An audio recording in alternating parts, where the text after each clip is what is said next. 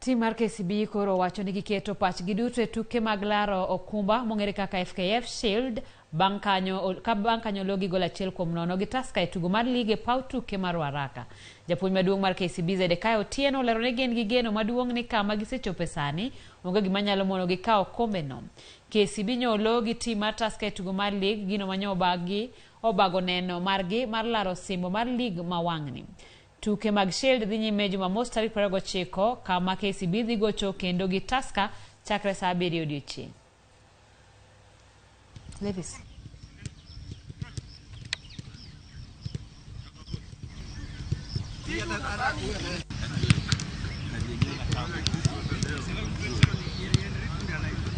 Okay, guys.